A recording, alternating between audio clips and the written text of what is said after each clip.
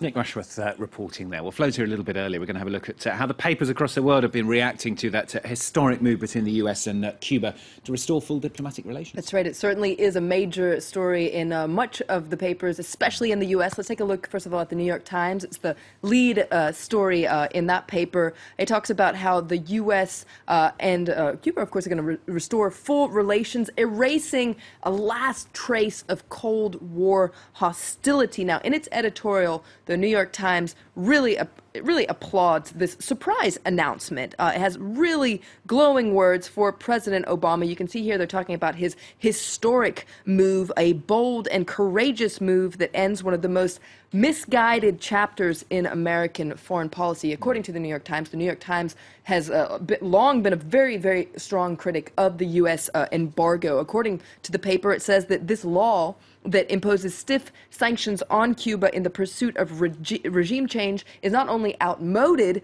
it's counterproductive. And there's an article in the New York Times by Christopher Dickey which agrees with this. It says that Obama has really understood something that the 10 previous presidents didn't, and that is that isolating Cuba just doesn't work. Isolation has not helped to promote human rights in Cuba. It has not led to the downfall of the Castro regime. It's basically a policy that's been carried out by the United States alone in the world, and so this article says that basically the American policy of isolating Cuba has instead isolated the United States. So you can read that article in the Daily Beast here. Okay, I know your press reviews quite well by now, Flo, so I bet you've had a look at the Cuban press, haven't you? Absolutely. Grandma is the main paper in Cuba. It's very excited about this announcement as well. It applauds this historic decision by the U.S. and Cuban governments. You can see there a photo of the Pope, Pope Francis, because that's another big angle in the press today. As the first Latin American Pope, a lot of papers are saying he was really the power behind this historic thawing in relations. Another article in the Daily Beast also focuses on this, points out that he really reached out to both presidents shortly after he was elected Pope to encourage an open dialogue, and he reportedly followed up and offered to mediate between the two countries personally. So you can see this title here. It's quite a striking title. It talks about his diplomatic miracle in this thawing of relations. Okay, we'll have more on the Pope in just a moment, in fact. Lots of enthusiasm then in the press, also some skepticism though. Absolutely. Let's start, first of all, with an article by Cuba's leading dissident blogger. Her name is Yoani Sanchez. Now, she's often been very, very critical of the Castro regime, and she wonders, has D-Day arrived? This is a day that we have been waiting for such a long time. Well, is this it? She says this news was received in Cuba with feelings of joy, relief, and hope, but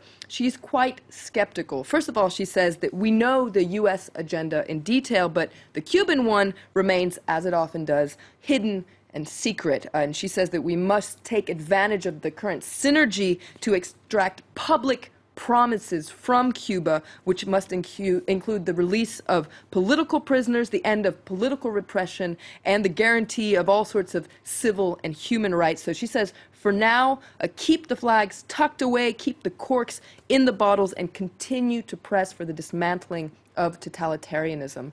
Let's take a look as well at the editorial of the Washington Post today. Pretty surprising. They're usually quite supportive of Obama, but they're incredibly critical of this latest announcement. They say here that Obama is basically giving the Castro regime an undeserved bailout. The Castros have won, according to the Washington Post. This editorial says that Obama granted the regime everything on its wish list. There's going to be a flood of U.S. tourists and business investments that will actually allow the regime to maintain its totalitarian system indefinitely. And so this article says that basically what Obama has done is given the regime, the failed regime, a new lease on life.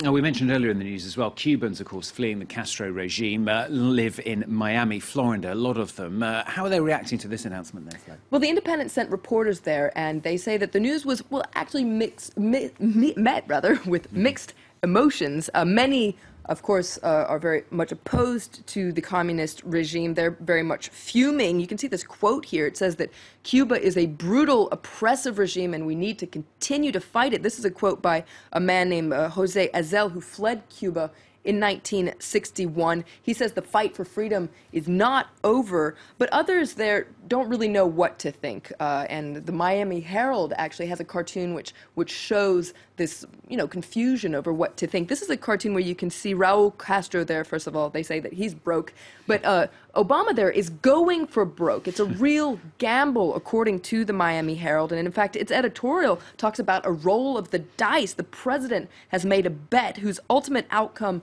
nobody can know.